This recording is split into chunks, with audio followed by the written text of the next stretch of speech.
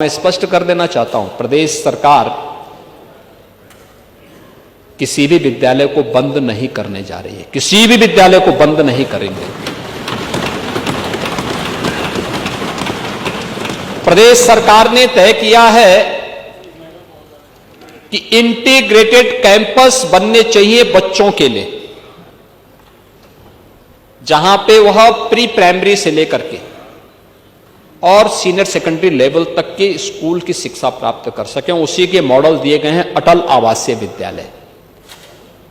पांडे जी, मैं जाऊंगा, यहां पे हमारे श्रम और सेवायोजन मंत्री हैं राजभर जी, श्री अनिल राजभर से कहूंगा कि एक बार आपको अटल आवासीय विद्यालय का दौरा करवाएं। अभी मैं बिलारी में भी आया था, बिलारी के विधायक भी नहीं होंगे यहां पे, हाँ भाग गए होंगे, क्योंकि स्वतंत्र देव जी ने ऐसी कसम उनको खिला दी है कि वो बेचारे समझ ही नहीं पा रहे होंगे कि किसके नाम पे कसम खाएं। ऐसी कसम मत खिलवाया करे जी। नहीं, मैं भी कह रहा हूं ना, किसके नाम पे करें, और खन्ना जी किसके नाम पे कसम खा देंगे।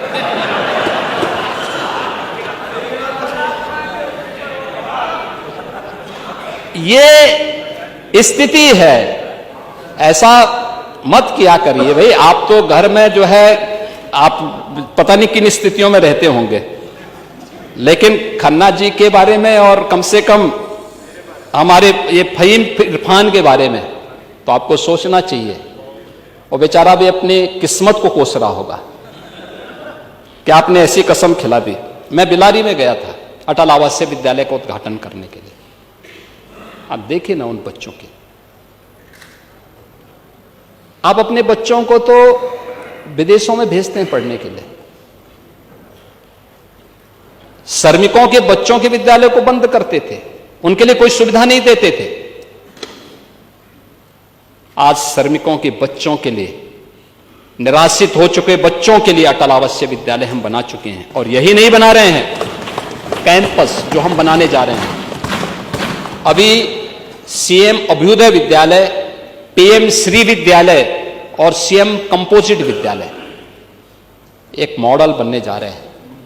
कस्तूरबा गांधी विद्यालयों को भी अपग्रेड किया गया। 8वीं तक थे, गरीब परिवारों की बच्चियां पढ़ती थी, 12वीं तक की बच्चियां उसी कैंपस में पढ़ेंगी।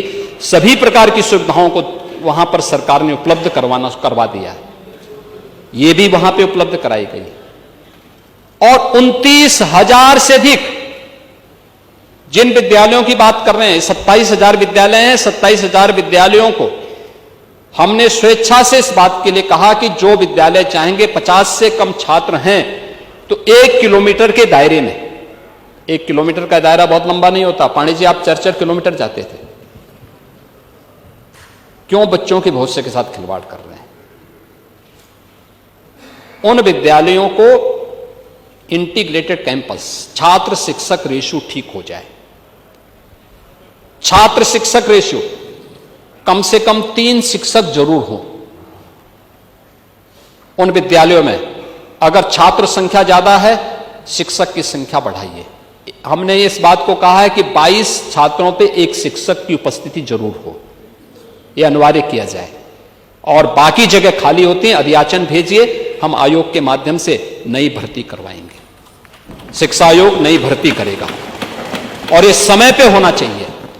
लेकिन 3 से 6 वर्ष तक के राष्ट्रीय शिक्षा नीति के अंतर्गत, और ऐसा नहीं कि स्कूल पेयरिंग की स्थिति केवल यूपी के अंदर हो रही है, हिमाचल में हुई, कांग्रेस ने हल्ला नहीं किया।